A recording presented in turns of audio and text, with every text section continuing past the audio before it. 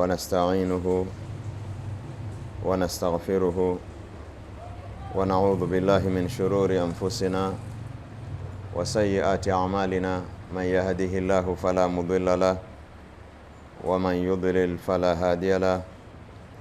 نشهد أن لا إله إلا الله وحده لا شريك له ونشهد أن محمدا عبده ورسوله صلى الله عليه وعلى آله وصحابته الغر الميامين.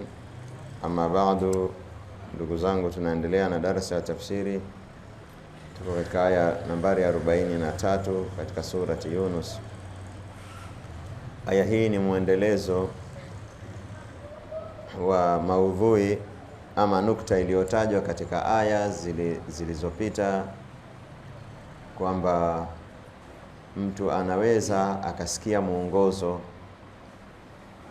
na akaona sababu za kumuongoza zinazopelekea aongoke, lakini Allah asimuafikishe katika kuelewa muongozo ama kuona muongozo ama kusikia muongozo. Hizi ni njia, hizi ni channel za muongozo kwenda katika moyo. Anaweza akaona asipate muongozo, anaweza akasikia asipate muongozo,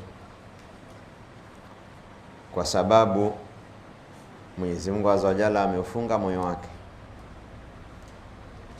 Na kwa sababu gani moyo wake umefungwa? Kwa sababu yeye amefanya sababu za kuzuiliwa neema hii ya hidayah. Kwa hivyo amesema katika aya hii, wa minhum man yanzuru ilaika, kuna katika wao ambao huwa wanakuangalia wewe. Kumuona Mtume sallallahu alaihi wasallam ni sababu ya hidayah.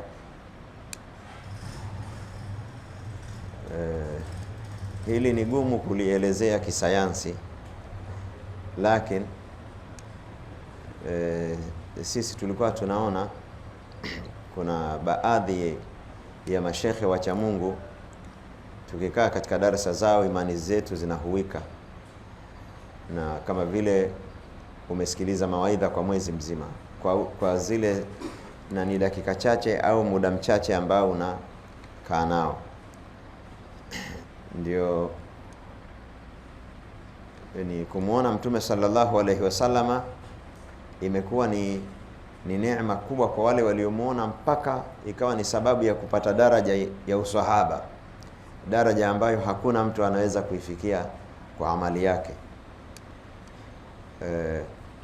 As-suhba manzilatun la tudraku bil a'mali, ni fadhlullah yutihi man yasha, ni fadhila Mwenyezi Mungu ambaye amempa amtakaye. Kwa hivyo ikiwa unaweza kuwaona baadhi ya watu wema ikawa ni sababu ya moyo kulainika, je, kumuona Mtume Muhammad sallallahu alaihi wasallam, kuona ibada zake, kuona unyenyekevu wake, kuona mwenendo wake sallallahu alaihi wasallama. Na kwa bahati mbaya, pamoja na kwamba hii ni sababu kubwa ya hidayah, kuna watu walikuwa wakimwangalia Mtume sallallahu alaihi wasallam na wakimsikiliza live na hawakuongoka. Kwa hivyo hata hawa ambao katika zama hizi wanasikia haki ya Uislamu na mawaidha mazito mazito ya dini, hawaamini, sio kwa sababu hoja ni dhaifu, kwa sababu msikilizaji ni mgonjwa. Tulitaja jana aya iliyoko katika surati Muhammad, wa minhum man yastami'u ilayka hatta idha kharaju min indika qalu madha qala anifa. Kuna katika wao ambao wanakusikiliza, wanakuwepo katika darasa, ewe Muhammad, mpaka anatoka hajapata kitu, anawauliza wenzake, hivi alisema nini pale? Hivi alimaanisha nini vile? Kwa nini Mwenyezi Mungu Azza wa Jalla anatoa hizi taarifa? Anatahadharisha kwamba mimi ni mara nyingi sana, maana hizi taarifa katika Qur'ani ni nyingi sana, ukisoma zinajirudia rudia, zinakuja kwa lafdhi tofauti tofauti, lakini zinarudi pale pale kwamba Mwenyezi Mungu Azza wa Jalla anaonya kwamba huwa anawafungia watu hidayah, muongozo, kwa sababu kadha wa kadha anazozitaja. jumla ya hiyo kadha na kadha ni kuwa mtu akipuuza mwongozo, akawa hana haja nao, au akakutana nao akaupotezea, akaignore, Mwenyezi Mungu Subhanahu wa Ta'ala humweka mbali na huu mwongozo katika moyo wake, mpaka sio tu kwenye kufuata, mpaka kwenye kuuelewa. Atafika mahala haelewi, maneno yako wazi, maneno yanawaidhi, hawaidhiki. Ndio Qur'ani ikapiga mfano wa maneno ya kuwazima, thumma qasat qulubuhum fahiya kalhijarati au ashaddu qaswa, mioyo yao ikawa ni migumu, kwa hivyo imekuwa kama mawe au migumu zaidi kuliko mawe. Kwa sababu mawe wakati mwingine huwa yanapasuka yakatoa maji, yakatoka maji kwenye milima, au kuna mengine huwa wa minhum man yashaqqaqu fayakhruju minhu alma wa minhum man yahbitu min khashi wa minhum ma yahbitu min khashyati llah. Kuna ambayo yanapasuka yanatoa maji katika mawe, na kuna mengine yanadondoka kwa sababu ya kumuogopa Mwenyezi Mungu Azza wa Jalla. Sisi tunaweza tukaona jiwe limedondoka, kumbe min khashyati llah, kwa sababu ya kumuogopa Mwenyezi Mungu Azza wa Jalla. Kwa hivyo ili neno qaswa, qaswatul qalbi, limetajwa katika ile aya inayowahimiza watu katika tauba. Mwenyezi Mungu Azza wa Jalla amemwambia watu, tubieni haraka, kwa sababu mkichelewa hili gepu refu huwa linazaa ususuavu wa moyo. Huo ususuavu wa moyo ukiingia kwa watu, katika hao waliopatwa na huo ususuavu wa moyo, jamani, ni wachache ambao huwa wanapata mwisho mwema. Kwa hivyo ukiambiwa hivi, maana yake nitakuwa uogope. Kama unaenda kuomba kazi alafu naambiwa nafasi ni chache, wewe unataka hidayah alafu naambiwa nafasi, usiingie kwenye kundi hili, ushindani ni mkubwa, nafasi ni chache. Nakumbuka watu walikuwa wanafanya interview, nafasi ziko chache sana za kuhesabika na vidole hivi, alafu watu wanafanya interview wanafika 2000. Na rafiki yangu akafanya utani, akasema katika kwenye interview kama hii labda uwe tofauti na wenzio, una miguu minne. Kama una miguu miwili, watu wote wana miguu miwili, mithluka uluf. Kwa hivyo Allah Subhanahu wa Ta'ala akasema, alam ya'ni lilladhina amanu an takhsha qulubuhum li dhikrillah, hivi haujafika muda kwa wale walioamini nyoyo zao zinyenyekee, zijiteremshe kwa ajili ya dhikri ya Mwenyezi Mungu, utajwa wa Mwenyezi Mungu, dhikri au kumkumbuka Mwenyezi Mungu Subhanahu wa Ta'ala, wama nazala min alhaq, na nyoyo zao zinyenyekee kwa kile ambacho Allah amekiteremsha katika haki. Na hii aya inaashiria kwamba Qur'ani ni katika yanayolainisha nyoyo. Wakati mwingine mtu anauliza, moyo wangu mgumu nifanyeje? Soma Qur'ani. Qur'ani inalainisha moyo hata kama uelewi maana yake.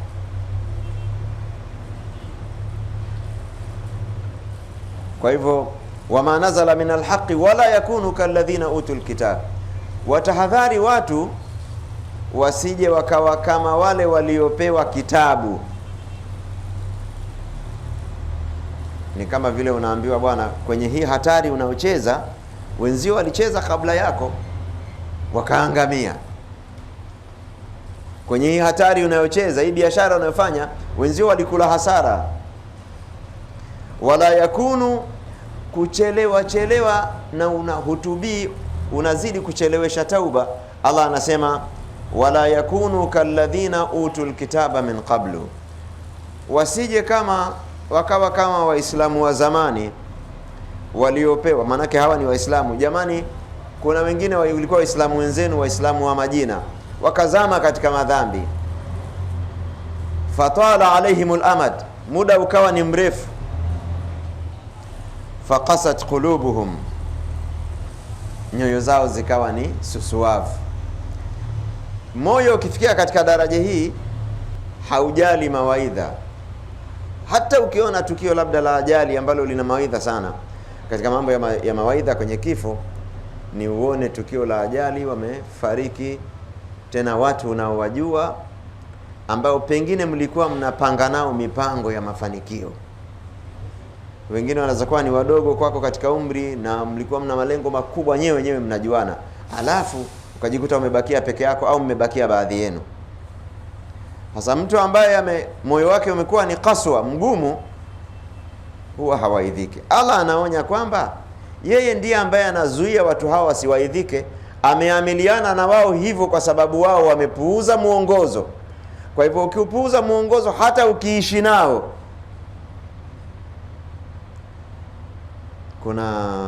kuna watu unajua wanaishi Maka mpaka anafika miaka 40 60 hajahiji. Hiyo ni qaswatul qalbi. Haki ya Mungu. Inaweza kuwa dereva taxi anabeba tu mahujaji, anapeleka anarudi, mwaka wa kwanza, miaka inaenda mpaka umri unakwenda hajahiji. Mwingine naye anaweza kuwa amehiji hija moja tu basi, haiji tena, yuko humo tena. Kama anahudumia mahujaji, maana yake angeweza kuhiji pamoja nao, na huku anafanya kazi yake ya udereva, huku anahiji nao. Kwa hivyo jambo la qaswatul qalbi, kwamba Allah anaweza kususwaza moyo, anataja sana hii katika Qur'ani. Ndio maana katika aya iliyopita anasema wa minhum man yu'minu bihi wa minhum man la yu'minu bihi. Kuna katika wao ambao wanaamini, wanapata taufiki ya kuamini, wengine wanakosa taufiki ya kuamini, hawaamini. Wa rabbuka a'lamu bil mufsidin, akasema Mola wako anawajua waharibifu, yani ambao hawafai kuongozwa. Kisha akasema katika nyingine, wa minhum man yastami'u ilaika, kuna katika wao wanakusikiliza wewe Muhammad. Afa anta tusmi'u summa, hivi wewe utawasikizisha viziwi? Yani Allah ameshawafanya viziwi hawakusikii. Taban hii ni lugha ya kuazima, hii lugha ya mafumbo. Sio kama viziwi sauti haziingii, hapana, lakini wanasikia kama hawajasikia. Yani kiziwi ni kama hakusikia sauti, na wao ni kama hawajasikia mawaidha. Kiziwi hasikii kabisa, na wao ni kama ambao hawajasikia kabisa, kwa sababu kusikia kwao mawaidha na kutokusikiliza ni yale yale. Afa anta tusmi'u summa walau kanu la yaqiluna, hivi wewe utawasikizisha viziwi hata kama hawaelewi? Wa minhum man yanzuru ilaika, ndio katika hii aya ya leo anasema, na katika wao kuna ambao wanakuangalia. Afa anta tahdil umya, hivi wewe utawaongoza, utawaelekeza vipofu? Walau kanu la yabsiruna, utamwambia kile alafu akione wakati haoni. Hivi unaweza kuwaelekeza vipofu hata kama hawaoni? Kisha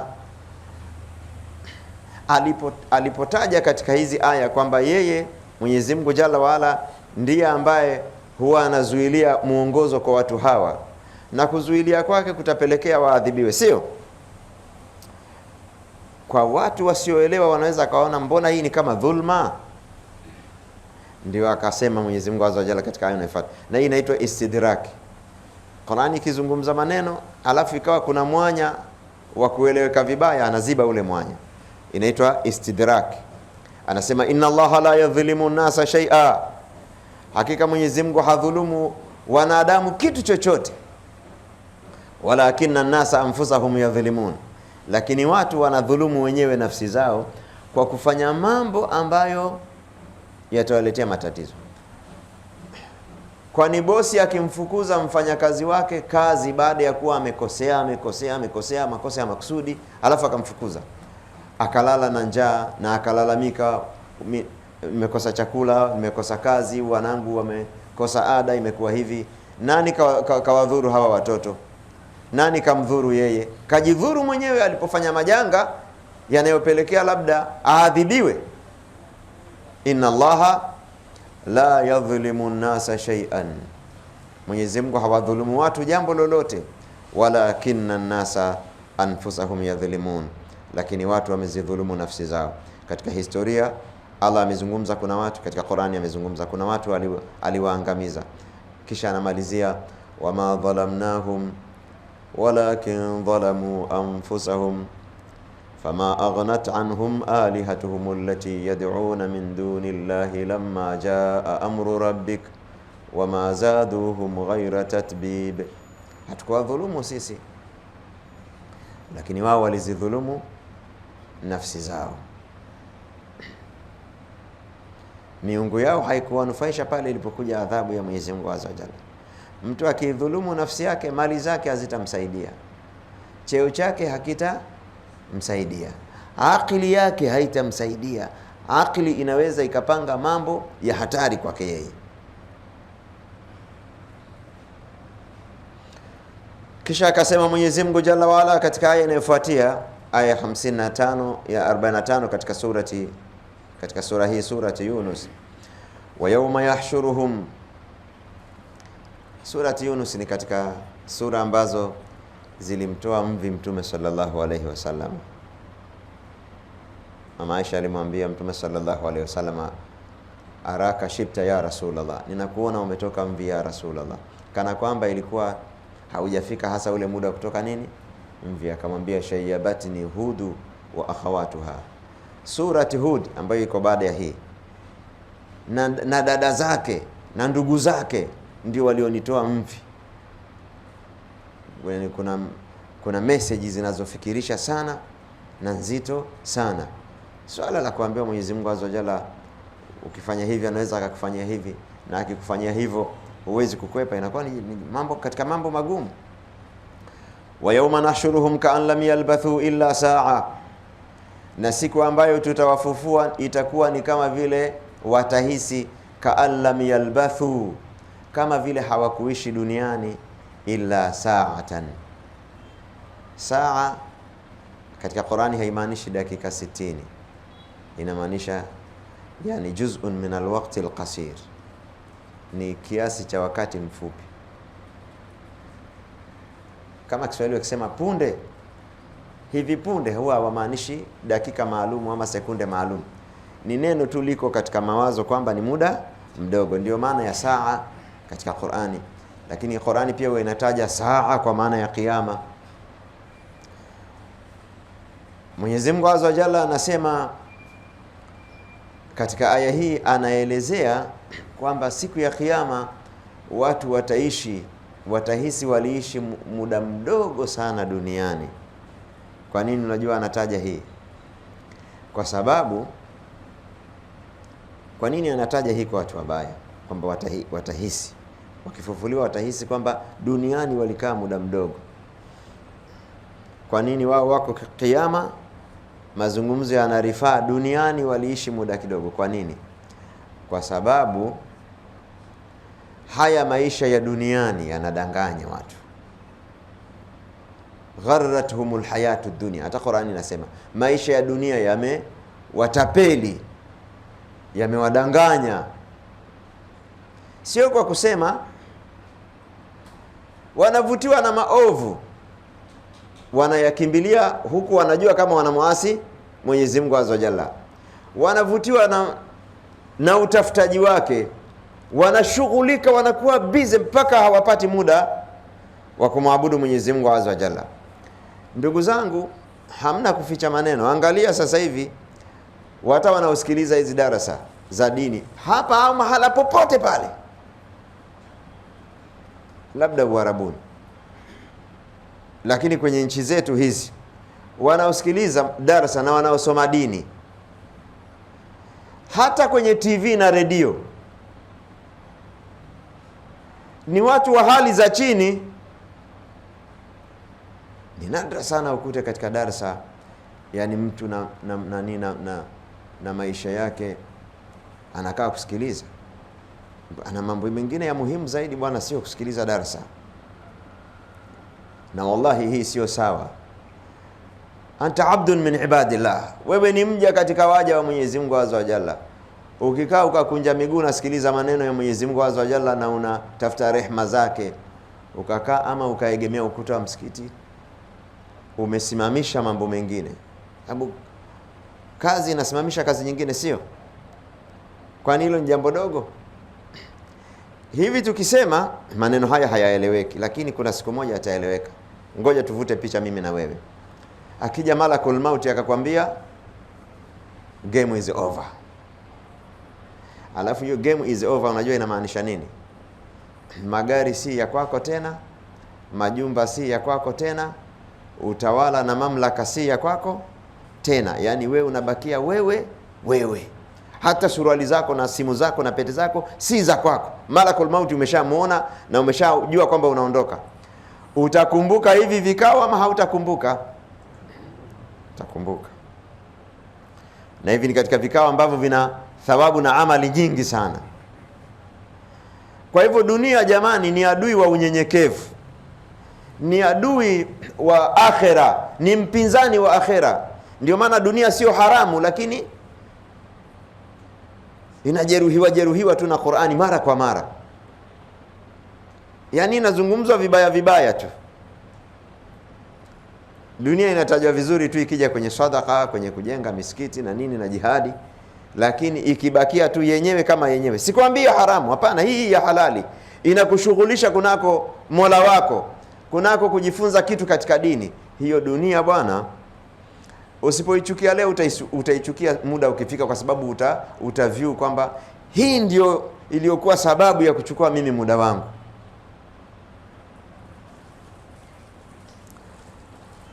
Na hata Mtume sallallahu alaihi wasallama amesema aktharu ahli aljannati alfuqara, wengi wa watu wa peponi ni mafukara. Kwa nini kuingia peponi kuhusiana na nafasi za kiuchumi? Kwa sababu uchumi ni halali, lakini unapunguza mengi katika mambo ya kheri. Unaingiza jeuri na kibri. Kwa hiyo ni vitu ambavyo vitakuweka na hata katika watakaoingia peponi, watu wenye nafasi watachelewa kuingia na ni peponi, kwa sababu mahesabu yatakuwa ni marefu. Si mnakumbuka wale walimwambia Mtume sallallahu alaihi wasallama, yani hata Nuhu aliambiwa maneno haya, anu'minu laka wattaba'aka al-ardhalun, hivi tukuamini wewe Muhammad na ilhali wafuasi wako wengi ni watu wa chini, madhalili. Ardhaluna, madhalili sana. Hii neno ardhaluna, madhalili sana. Na ni makosa kumuita binadamu dhalili, kwa sababu vipimo vya utukufu viko kwa Mwenyezi Mungu azza wa jalla, na sio hivi vya kwenu. Unaweza kuwa huyo mtu ni wali, amebeba imani kubwa, amebeba mapenzi makubwa ya kupenda dini, ana imani kubwa haionekani jamani. Kwa hivyo unaweza kuwa huyo mtu unayempa mkono dhalili sana, kumbe ni mtu wa peponi, we hujui. Wale watu madhalili huenda mvua inanyesha kwa sababu yao, huenda Allah ameepusha ugonjwa akasema upite sehemu nyingine kwa sababu yao. Unawezaje kusema mtu ni dhalili? Kwa vigezo gani na vipimo gani? Kama mtu ana cheo hajajipa mwenyewe, kama ana mali hajajipa mwenyewe, na yule aliyekosa hajajikosesha mwenyewe, sasa utakuwaje wewe utambe kwa kitu ambacho si chako, na yeye umdharau kwa kukosa kitu ambacho si chake? Kwa wakamwambia anu'minu laka wattaba'aka al-ardhaluna, hivi tukuamini na ilhali wanakufuata watu madhalili. Kwa hivyo ikawa sababu ya kutokuingia kwenye muongozo ni kwamba tukiingia tutakuwa chama kimoja na wale watu kwa kadha na kadha, wenye appearance kadha na kadha. Haya maneno yametajwa katika vitabu vya dini ili kuwaonya watu wenye nafasi. Sio wao tu, hata wewe. Yani hiyo ni nature ya hizi neema za kidunia, neema ya mali na cheo, ndio tabia hivi vyenyewe ndio vinafanyaga hivi. Hata wewe ukipata utakuwa vile vile, yani utakuwa vile vile, au inaogopewa utakuwa hivyo. Si ndio watu wa Swahili wanasema pata kwanza ndio tukujue tabia zako. Kwa hivyo hapa kinachosemwa ni hali fulani ambayo yani Qur'ani inataja hali hizi ili kuwatahadharisha watu. Siku mimi nikipata cheo au nikipata mali niwe makini na hivi vitu. Innal insana la yatgha ar-ra'ahu istaghna. Uongo? Qur'ani hii.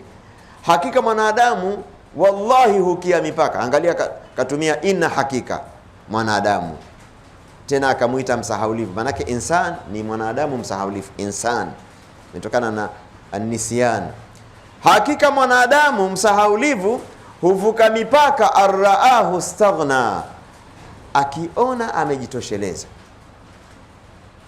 Kwa hivyo kwa madhaifu yetu ya kibinadamu na kwa ushawishi wa cheo na mali, ni vitu vinahatarisha unyenyekevu wa mtu. Shekhe, si uko na bodaboda, tukikupa sasa hivi gari ndefu na angalia magari mengine chini hivi, unaweza ukawa uendeshaji wako huko tofauti. Matatizo haya Mwenyezi Mungu Azza wa Jalla ametutahini kwa haya madhaifu.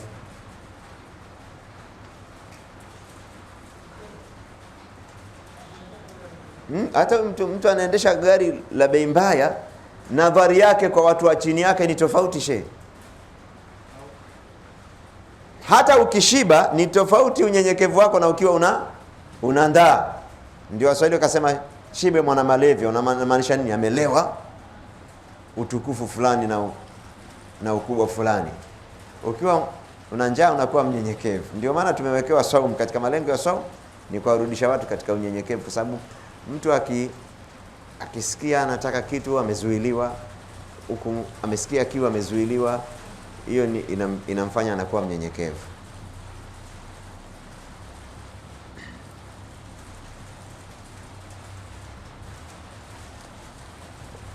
Kwa hivyo huu ufupi wa muda wa maisha duniani unatajwa kama vile Allah anakuambia, kwani huu umri una urefu wa kiasi gani bwana mpaka ukudanganye? Ndio maana anasema wa yawma nahshuruhum ka'an lam yalbathu illa sa'atan minan nahari yata'arafuna bainahum, siku ambayo tutawafufua wataona kama vile walikaa muda mdogo. Wataulizwa wanadamu siku ya kiyama swali hili, qala kam labithtum fil ardi adada sinin, kwani bwana nyie, manake mtu alidanganywa na ile time ya ardhini akaona atafute atumie, kwani ulikuweko muda wa kutosha bwana mpaka wewe utake ujikusanyie na utumie ukasahau nini maisha marefu ya akhera? Kam labithtum fil ardi adada sinin, kwani ulikaa muda kiasi gani bwana? Qalu labithna yawman au ba'da yawmin, watasema tumekaa mchana mmoja au sio mchana mmoja, ni chini ya hapo, ba'da yawmin. Mwenyezi Mungu hasemi mmekaa mchana mmoja, yani hawakubali kwamba wamekaa mchana mmoja au baadhi ya mchana, lakini anakubaliana nao kwamba muda wa duniani ulikuwa ni mdogo. Qala in labithtum illa qalilan law annakum kuntum ta'lamun, kwa hakika mmekaa muda mdogo lau kama mngelikuwa mnajua. Kwa nini anasema lau kama mngelikuwa mnajua? Hawaambii kama lau mnajua, yani kujua ulitakiwa ujue. Hii wazo kwamba muda wa duniani ni mfupi ulitakiwa ujue kabla, wakati huko duniani. Yani sasa hivi mimi na wewe ndio tujue kwamba hii dunia ni fupi. Qala in labithtum illa qalilan law annakum kuntum ta'lamun. Kwa nini Allah subhanahu wa ta'ala ameufanya umri wa dunia ni mfupi? Angeliufanya ni mrefu, hiyo haiendani na muda wa mpito. Muda wa mpito huwaga hauwi mrefu. Hata jeshi likipindua nchi, Allah aepushe, alafu watu walalamike kwamba tunaishi nje ya viongozi ambao tumewachagua, watasema hii ni serikali ya mpito. Lakini wakisema ni serikali ya mpito miaka 20 hawataeleweka. Muda wa mpito huwa ni mfupi. Kwa hivyo Allah subhanahu wa ta'ala ametuleta duniani tupite na ili tu tutahiniwe. Sasa hii habari ya kuwa muda ni mrefu sana haviendani na time ya mpito, sababu akiishi muda mrefu sana kwenye time ya mpito ataanza kufanya mambo makubwa, wakati yeye ataondoka atayaacha. Haiendani ati. Kwa hiyo time ya mpito inakuwa ina mambo ya temporary hivyo hivyo.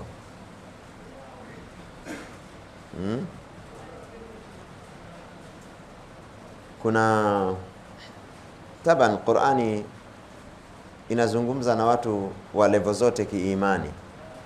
Kuna level za kiimani tukizizungumza kwenye zama hizi itakuwa tunawabebesha watu mzigo. Mambo yako katika Uislamu, lakini tutakuwa tunasemesha watu kwa lugha ambayo si level yao. Mtume sallallahu alaihi wasallam alimkuta Abdullah ibn Amr ibn al-As na mama yake wanakandika ukuta wao ambao hauna dharura. Wasipoukandika sio kwamba utadondoka, wanaukandika kwa sababu umekuwa wa zamani, wanaupendezesha tu basi.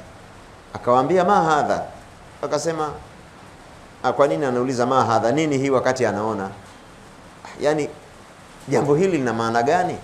Wakasema ni ukuta wetu umekuwa wa zamani, tunaukandika ya Rasulullah. Ukandikaji wa mikono jamani, wewe fikiria zama za Mtume, sio kama eti wanapiga plaster hiyo ya simenti, udongo na wanakandika na vidole hivi. Wewe vuta picha ya ukuta wenu wa kijijini. Mtume sallallahu alaihi wasallam akamwambia al-amru ajalu min dhalik, hakuna time ya kufanya hivyo.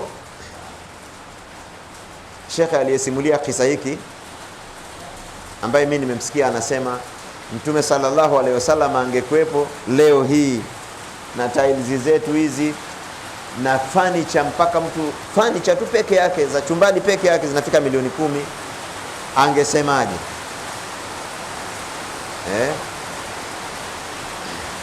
Hivi vitu wakati mwingine vikitajwa havisemi kwamba watu wasifanye wasitumie hivyo vitu, lakini inakuwa ni kwa maana gani?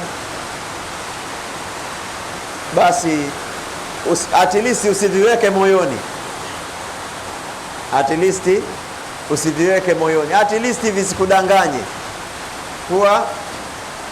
Kuwa makini. Sijui gani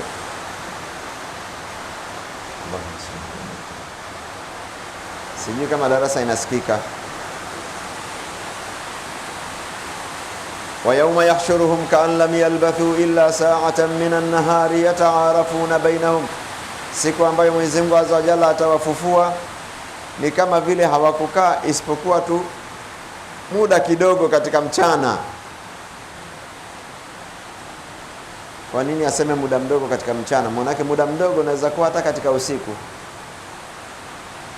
kwa sababu huo muda mdogo aliutafsiri kiasi cha watu kujuana tu hivi. Bwana wewe unaitwa nani? Mimi naitwa fulani. Bwana unaitwa nani? Mimi fulani. Yule fulani, yule fulani, yule fulani. Ndio dunia ikaisha. Hiyo huaga ni mchana zaidi, watu wanajuana mchana zaidi. Ndio hakuna neno katika Qur'ani ambalo halimewekwa bila makusudio. Kwenye mazungumzo yetu sisi binadamu naweza nikasema muda mdogo katika mchana wa kujuana. Kumbe nilipoweka neno katika mchana sikuwa na maanisha maana yoyote. Qur'ani inamaanisha kwenye kila neno.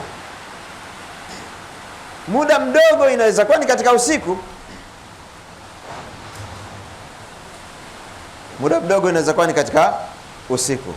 Illa sa'atan minan nahari yata'arafuna bainahum. Kama vile ni muda mdogo katika mchana wanajuana kiasi cha kujuana tu basi baina yao.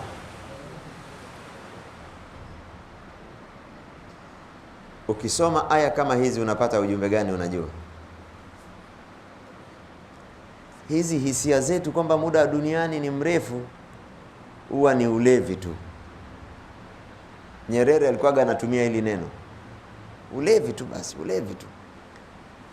Umelewa ka ulevi fulani, unapata tafsiri ambayo sio sahihi, kwa sababu mtu akilewa anapata tafsiri ambazo sio sahihi. Anaweza kuwa ni mdogo anajiona mkubwa, kama mtu amekula marungi anaona mrefu, anaweza kushika mwezi akaupiga chini.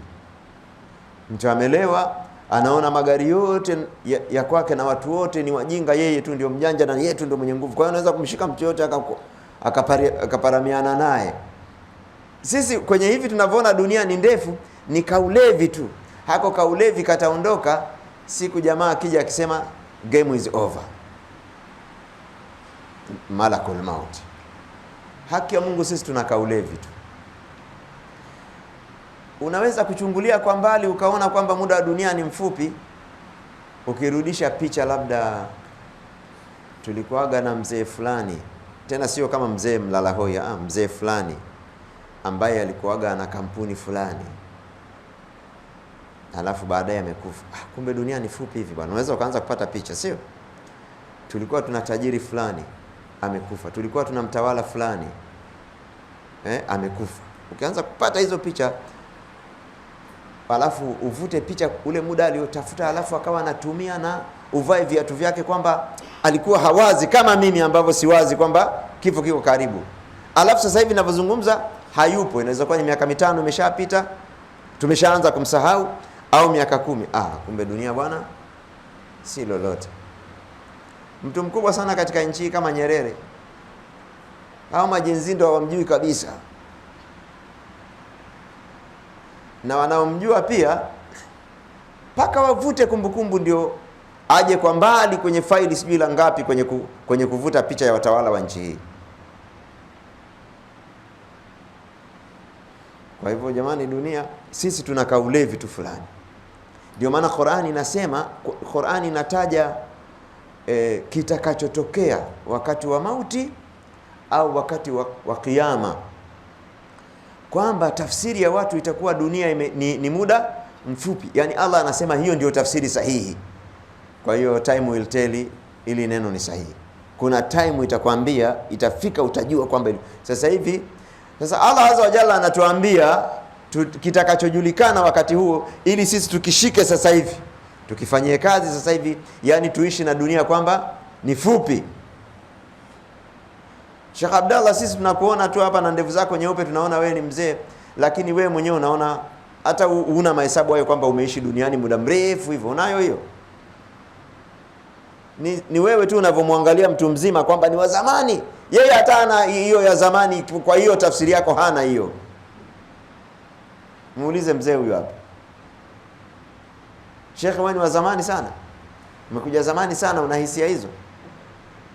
Umekula sana dunia mpaka umesema kweli nimekula muda wa kutosha? Umepata hiyo? Ana matumaini tu ya mbele.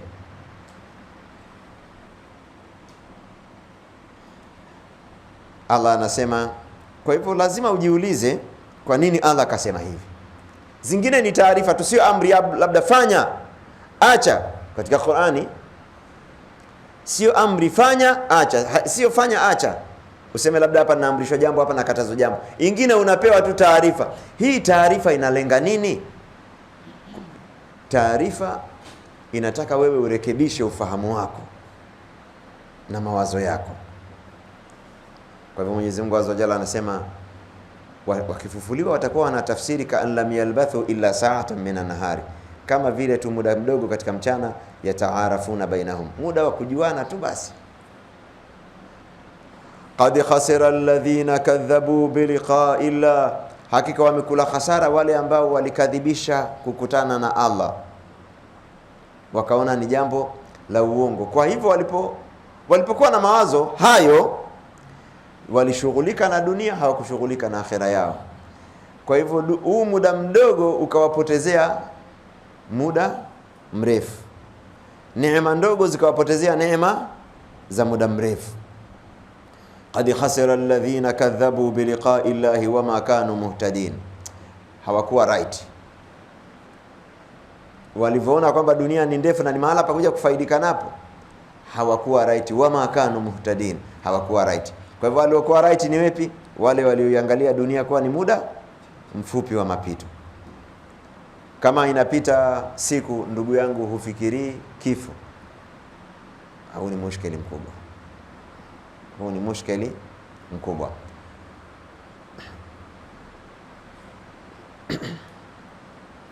Kwa nini hawaadhibiwi sasa hivi watu hawa? Wa imma nuriyannaka ba'dha alladhi na'iduhum au natawaffayannaka fa ilayna marji'uhum thumma Allahu shahidun ala ma yaf'alun. Kama vile Allah anasema hakuna haraka, imma tukuoneshe yale tunayowaahidi, yani adhabu.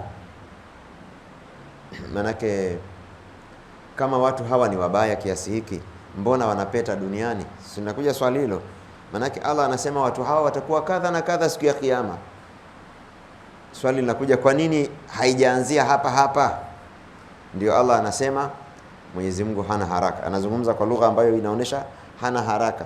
Anaweza akawaadhibu, yani hilo ni jambo lake. Ndio maana hata hana haja wewe, hakuna haja ya wewe kujua kwamba Allah atawaadhibu duniani au akhera. Sio mamlaka yako. Umeelewa? Unajua kuna mambo Mwenyezi Mungu Azza wa Jalla hashei na viumbe. Hiyo ni mamlaka yake, hashei nao. Sio mpaka ampe taarifa mtume kwamba kabla hujafa nitawaadhibu au nitawaadhibu kiyama. Hilo ni jambo lake yeye Mwenyezi Mungu Azza wa Jalla. Kwa hivyo anamwambia wa imma nuriyannaka, ima tukikuonesha baadhi alladhi na'iduhum, baadhi ya yale ambayo tunawaahidi. Na hili neno baadhi linamaanisha mtu mwovu atakiadhibiwa, hiyo ni baadhi tu. Wa imma nuriyannaka baadhi alladhi na'iduhum, ima tukikuonesha wewe yale ambayo tunawaahidi, au natawaffayannaka, au tusiwaadhibu, usione adhabu mpaka ukaondoka duniani. Ina maana katika mipango ya Allah, katika tadbiri ya Allah hii huwa ipo. Yani anaweza kuwa mtu ni muovu, mkamwangalia mkasubiria ataadhibiwa mpaka mkafanyie mnausubiri. Na hiyo haimaanishi kwamba ametoroka au ameshindikana au ni mtu mwema au imesahaulika. Wala tahsabanna Allaha ghafilan amma ya'malu dhalimun. Hii taarifa pia ni muhimu, kwa sababu mtu anaweza akafanya madudu kweli kweli kama Netanyahu anavyofanya. Tokea ameanza kuwa wa Bani Israeli wa Palestina ni lini? Si muda mrefu sana. Dua ngapi anaombewa? Allah anatanabahisha kwamba wakati mwingine Mwenyezi Mungu Azza wa Jalla anaweza akamchelemesha dhalim mpaka aliyedhulumiwa akafa. Yani si wewe unafikiria kwamba aadhibiwe na wewe unaona yule aliyokukosea. Yani Allah anasema sio kanuni yangu.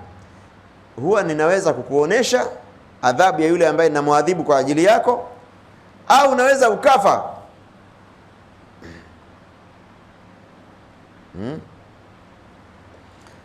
Wa imma nuriyannaka ba'd alladhi na'iduhum,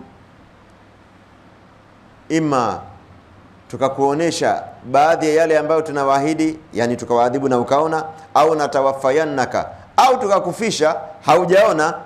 Fa ilaina marji'uhum, nukta ya msingi ni kwamba kwetu watarejea. Thumma Allahu shahidun ala ma yaf'alun, kisha elewa kwamba Mwenyezi Mungu anaona, yuko hadhiri kwenye lile wanalolifanya. Yani kuna vitu viwili, hatimaye watarejeshwa kwa Mwenyezi Mungu Azza wa Jalla, na inatosha kwamba Allah anaona yale mabaya ambayo wanayafanya. Na hili nalo amelisema kwa sababu watu wasije wakasema labda Mwenyezi Mungu, labda huyo amecheleweshwa kuadhibiwa, taarifa zimechelewa kufika kwa Allah, kwa hivyo ataadhibiwa, lakini atahukumiwa, lakini baadaye taarifa zimefika. Allahu shahidun, Allah ni anaona, yuko hadhiri kwenye kile ambacho wanakifanya watu waovu. Kwa hivyo mtu asije akafanya maovu jamani, akasahau kukithirisha tauba na istighfari, akiona maana wakati mwingine mtu anafanya tauba akianza kuona dalili za kuadhibiwa, sio kwenye makosa ambayo alipita. Hata kama kumetulizana, tena kukitulizana ogopa zaidi, kwa sababu kutulizana maana yake hilo faili labda linapelekwa, yani la kusubirisha kaburini. Yani adhabu ya kaburini ni wala adhabu al-akhirati ashaddu wa abqa, hiyo akhira ni adhabu, hiyo ni kali zaidi na inabakia. Kwa hivyo ukiona kumetulizana, hiyo isikusahaulishe kutubia na kuomba msamaha kwa nani? Kwa Mwenyezi Mungu Subhanahu wa Ta'ala. Mwenyezi Mungu ana kawaida ya kuchelewesha, lakini cha muhimu ni kwamba Allah kwa wanadamu watarejea na Allah anaona. Thumma ilaina marji'uhum, kisha kwetu sisi marejeo yao. Thumma Allahu shahidun ala ma yaf'alun, kisha Allah ni shahidi juu ya yale ambayo wanayafanya. Walikulli ummati rasul, kila umma ulikuwa una mtume wake. Hii inacheza katika pati gani hili neno hili? Kila umma ulipata mtume, na kuna nyingine anasema wa in min ummatin illa khala fiha nadhir, hakuna umma wote isipokuwa alikuweko mtume ndani yao. Hii ina maana gani? Fundisho hili kiimani lina maana gani? Mwenyezi Mungu Azza wa Jalla anahesabu kuwa ni matusi na ni kashfa kwake kuwa amewaleta wanadamu duniani, ukapita muda wakaishi, alafu hawakupewa maelekezo yoyote. Unaonaje watu wakisema huyu baba nyumbani kwake amewaacha familia yake, watoto na wake wako tu, hakuna sheria, hakuna nidhamu, hawakuwekewa sheria wala hawakuwekewa nidhamu, wako tu wanaishi kiholela? Hii si kashfa? Au uje na gari, tunakuamini, uje utuambie bwana pandeni kwenye gari, na sisi tukapanda tu kwa sababu tunakuamini, ukatubeba ukatupeleka mpaka Lugono, ukatuteremsha, ukaishia zako, hakuna maelekezo yote umetupa, tutakuonaje? Huyu jamaa tulikuwa tunamheshimu, na hata tulipanda gari hata tukumuuliza kwa sababu tunamwamini ana akili na tunamheshimu, kumbe hamna kitu bwana. Kafanyaje? Katupeleka Lugono, katuacha tu, hata hajatupa maelekezo yoyote. Au amepeleka kwenye semina, hajawaandalia watu nidhamu ya kuishi pale. Ndio Allah anasema ma qadarullah haqa qadrihi idh qalu ma anzala Allahu ala bashari min shay'in. Hawajamheshimu Mwenyezi Mungu Azza wa Jalla wale waliosema kwamba Allah amewaleta wanadamu duniani, hajawapa mwongozo. Kuna watu wanaishi duniani hakuna mwongozo, wanaamini hakuna mwongozo wamepewa. Anaweza tu kunywa maji muda wowote, hakuna habari ya kufunga. Anaweza kula muda wowote, tena anayo katika akili zake kwamba nyewe mnaofunga nyewe bwana. Yaani mtu ana hela, vyakula viko vimejaa, chipsi, makuku, vitu vya maji ya baridi na masoda, eti wamefunga. Sisi tumefunga kwa sababu mwenye vyakula ametuambia msile time hii mpaka jioni bwana, na tunamuogopa kwa sababu yeye ndio hivi tunavyopumua, pumzi ni ya kwake. Hata vyakula tukila, yeye ndio anayekwenda kufanya digestion tumboni, alafu tutakufa, tutarudi kwake, ataenda kutuhesabu. Tunaogopa hivi bwana.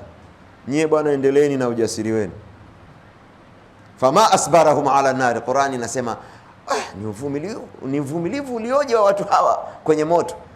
Yaani kuna mtu anajua kuna habari ya moto, kuna wanaokanusha, kuna waasi wanaokanusha, kuna waasi wanajua kuna moto, lakini tutaenda kujua huko huko.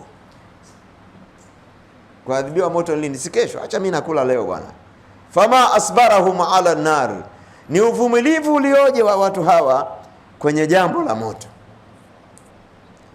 Kwa hivyo Allah subhanahu wa ta'ala, ndio maana ikaja katika nguzo za imani al-imanu bil kutubi wa birrusul, kuamini mitume na kwamba mitume alikuja na vitabu, ili watu wasije wakawa na imani kabisa kwamba Allah amewaweka wanadamu duniani hawako bila sheria. Madhara ya kwamba wanadamu wako hakuna sheria ndio inamfanya binadamu anajitungia sheria, anajiachia. Hiyo ina madhara hiyo. Mwenyezi Mungu ni mkali kwenye anga zake hata kwa mtume sallallahu alaihi wasallam. Unajua mtume anapendwa kuliko viumbe wote na Allah jalla wala. Unajua hiyo? Ana cheo kuliko viumbe wote, Muhammad ibn Abdullah, na anapendwa na Allah kuliko viumbe wote. Lakini ishu ya tauhidi ni mstari mwekundu. Hata mtume sallallahu alaihi wasallam akiingia, mara moja mtume sallallahu alaihi wasallam alisema kwenye vita vya Uhud, ambapo waislamu walikhalifu amri, waliambiwa sisi tunaenda kupigana chini na maadui, nyinyi watu kama 50 hivi kaeni hapa juu kwenye mlima, ili maadui wakitusogelea itakuwa ni rahisi kuwapiga mishale. Akawaambia msiondoke hapa hata mkiona tumeshinda, mbakie hapa hapa mpaka nitakapowaambia muondoke. Walivyoona waislamu wanawashambulia maadui, wakasema bwana kazi imeisha hapa, tuliwekwa kwa ajili ya kazi maalum, wakajiongeza. Unaona madhara ya kujiongeza kwenye amri ya mtume sallallahu alaihi wasallam. Wakajiongeza kwamba lengo ilikuwa kuimarisha ulinzi, mbona tushawamaliza. Wakateremka, walipoteremka kibao kikageuka, wakashambuliwa sana waislamu mpaka mtume sallallahu alaihi wasallam maneno yake ya mbele yakavunjwa, sio yakang'oka akawa mapengo, yakavunjika. na uso wake ukachanika na akatumbukia katika shimo. Maadui walikuwa wanatumia hata muda wa sekunde, ule muda wa masekunde tu, walikuwa wanataka wapate tu sekunde kadhaa wammalize Mtume sallallahu alaihi wasallam, wao wamemaliza fitna ile. Ikatokea msiba mkubwa sana kwa umma wa Kiislamu. Mtume amevunjwa uso wake, amechanika uso wake, damu zake zinavuja. Akakasirika, akasema kaifa yuflihu qaumun shajju wajha nabiyihim, ni vipi watafaulu watu ambao wamepasua uso wa nabii wao. Mwenyezi Mungu Azza Jalla akamteremshia aya inasema laisa laka min al-amri shay'un, hizo sio anga zako bwana. Habari ya msamaha wa Allah na waja wake, hiyo ni baina ya Allah na waja wake, wewe hauna sehemu yoyote. Hii ndio maana ya tauhidi. Mnajua maana ya tauhidi? Allah ni mmoja, ni wa pekee na ana upekee, anapenda upekee. Kwa hiyo kuna mambo Allah yu pekee yake katika mambo hayo. Hiyo ndio maana ya tauhidi, kwamba kwenye yale ambayo ni ya pekee mtu mwingine asiingie katika hizo anga. Makafiri walikuwa akimuomba miujiza Mtume sallallahu alaihi wasallam, anawaambia si anga zangu. Asemi subirini mtaona. Asemi hivyo. Mtume sio mjinga hivyo. Asemi subirini mtaona. Ndio Allah amewaahidi wenye makosa kwamba atawaadhibu, lakini Mtume asemi mtaadhibiwa. Anasema Allah akitaka atawaadhibu, akitaka hatawaadhibu. Hiyo sio mamlaka yangu. Ndio Allah anamwambia qul la amliku li nafsi dharran wala naf'a. Sema ni lini bwana tutapata adhabu? Sio anga zangu hizo. Qul la amliku li nafsi dharran wala naf'a, waambie similiki kwa nafsi yangu, yani mimi mwenyewe similiki manufaa yangu wala madhara yangu. Acha manufaa ya watu wengine na madhara ya watu wengine. La amliku li nafsi dharran wala naf'an illa ma sha Allah, ila jambo Allah ameidhinisha. Likulli ummatin ajal, kila umma una muda wao ambao Allah amewapangia wa kufa au kuadhibiwa.